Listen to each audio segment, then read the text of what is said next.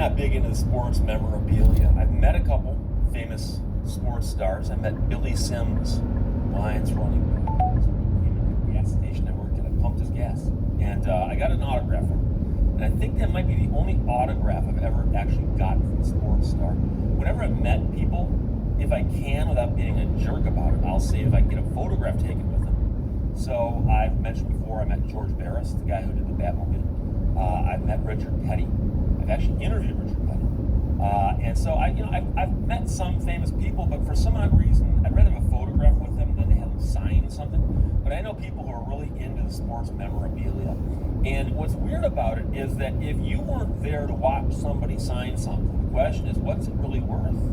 Because I've seen studies where they say that at some of these sports memorabilia places, a very large percentage of the stuff being passed off as real isn't.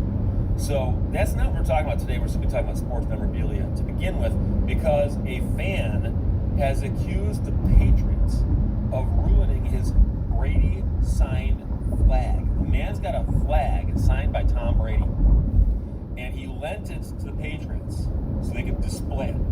He says the way they displayed it hurt the flag. Now, all of this makes sense up to this point, until you hear the man says that he thinks that the damage to the flag could possibly be 6 or 7 figures. And assuming we're talking dollars and not cents, that'd be a lot of money. And I'm not sure how much this flag would be worth, but that's another question. But Mark Pratt from the Associated Press writes a story that Joe sent to me. The New England Patriots caused irreparable damage to an American flag signed by Tom Brady by improperly displaying it in the team's Hall of Fame at Gillette Stadium. And that's according to the owner of the flag in a lawsuit he filed in federal court. So the man's filed a federal lawsuit against Patriots over how they displayed his flag at their stadium.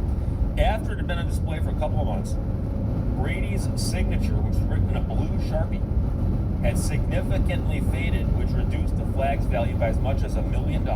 Now, to devalue it by $1 million implies that it starts out with a value in excess of $1 million, because that's how numbers work.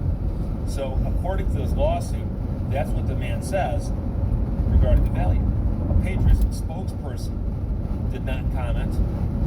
The flag, described as a priceless piece of sports memorabilia and a historical artifact, flew over the now closed Foxborough Stadium on December 22nd, 2001. Somebody apparently documented that this flag was flying over the stadium on December 22nd, 2001. This man then bought the flag. He's from New Hampshire. And he bought it in 2020, he says, as an investment. So he bought this flag 19 years later. And again, the question is, how well can you document where this flag flew? Apparently you can with this flag.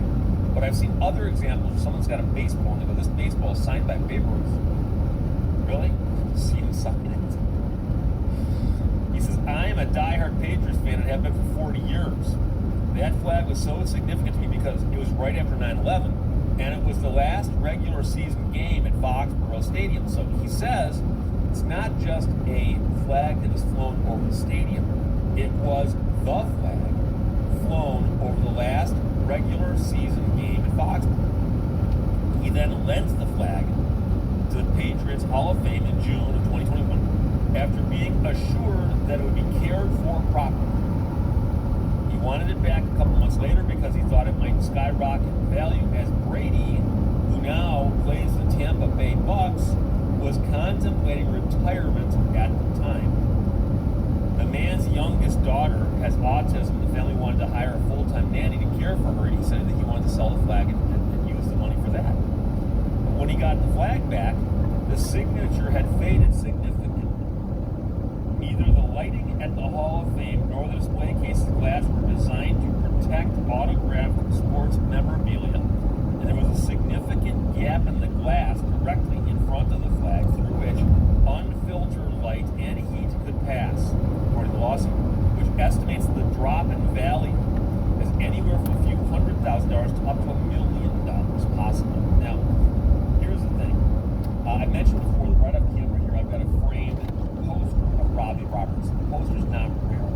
But I've seen posters and stuff that get framed and mounted on walls over time they start to fade.